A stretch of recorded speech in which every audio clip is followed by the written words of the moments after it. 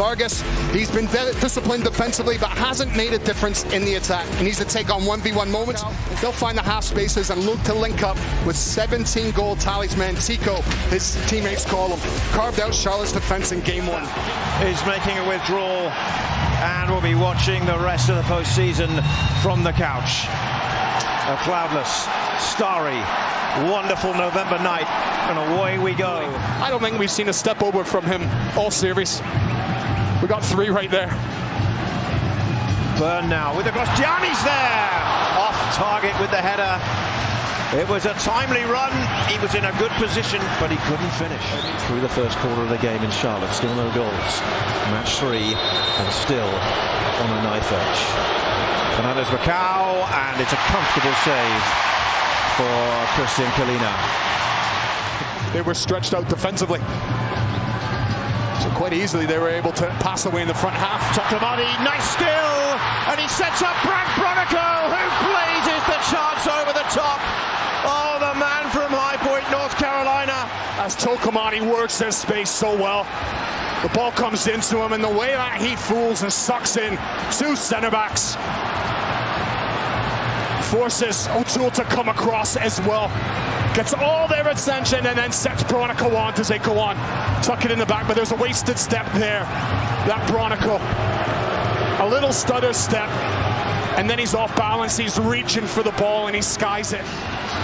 Everyone trying to do a Michael Boxall impression. Toffolo. And into the box it goes, to be headed away by a black-shirted New York City. Oh, Martinez now. He skipped away. And they've got 2-on-1 if they want to use it. Fernandez-Macau has gone all the way to score! A quite sensational playoff goal. He broke and he beat them. And the Crown's fortress is breached in added time at the end of the first half with a moment of magic. Something special in game 1 for Martinez, and Fernandez-Macau said, hold on a second, I've got something as well. As Tim Ramey, he needs to win that initial challenge. And when he doesn't, he's scrambling back, and he just thought, because of Byrne and his body across, that the chance was spurned. But Fernandez-Macau, how he keeps his balance. And then his right foot finds that tiny little open right into the top end to squeeze it in. And then he said, listen, we've got to make an extra pass. We created some good chances first 20. They just blocked them. Fernandez-Macau unleashes the left foot and straight into the hands of Kalina to Zaha, who slips a little. Now he can get his right foot on it. It's blocked by the Australian O'Neill, and they can break and knock it over the top for the pace of Martinez. And Martinez is away, and he's into the box, and he might have just put this game away as well.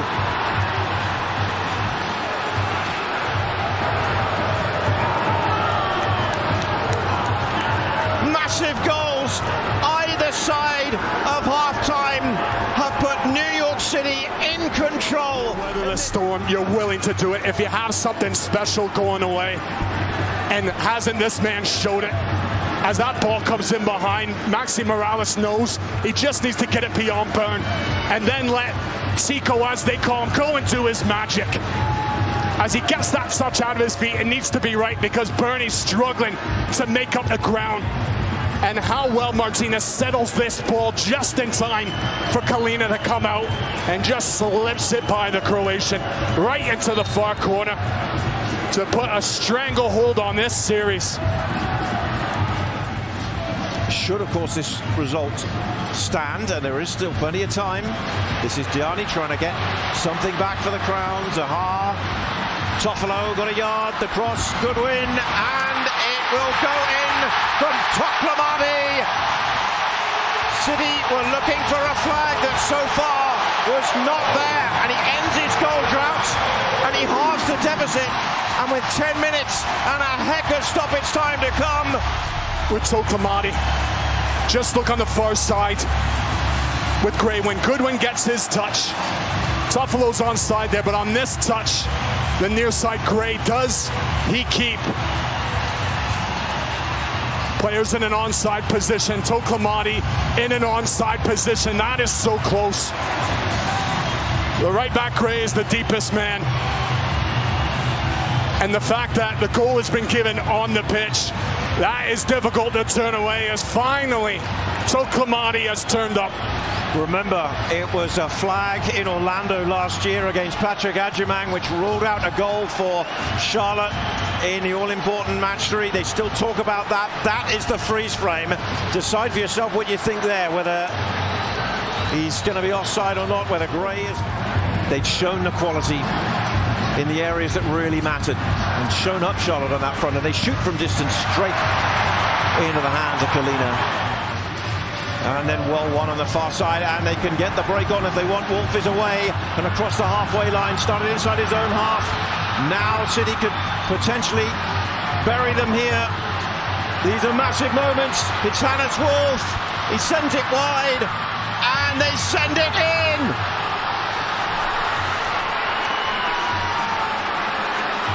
That's the way to seal it. New York City are going to the conference semi-finals. Sends the pigeons flying. And it all starts with that fabulous header from Hackout, and then chasing lost causes. That ball over the top. Wolf, how well he does. Just battles for that ball, and he sets Nico on at the right time, the right way to the pass. And how about this for class? As if he didn't show enough in the first half with his first goal. Right foot first goal, left foot second. How he just digs his studs into the ground and lifts it over Kalina. But it doesn't happen without Wolf battling. Started this match for the first time in the series and does everything to what you think would end this series. Ball into Fernandez Marcal. And what a moment. It's tight, but it looks as though his run is level with Malanda. It's as tight perhaps as the Charlotte goal, and you would sense it's not going to get overturned. He's actually going to exit as well, having in a relatively short history of these playoffs. As here comes City, they don't need to bother with that and finishing that move. The game is over. New York City on the road, inspired by a brilliant brace from Nico Fernandez Macau.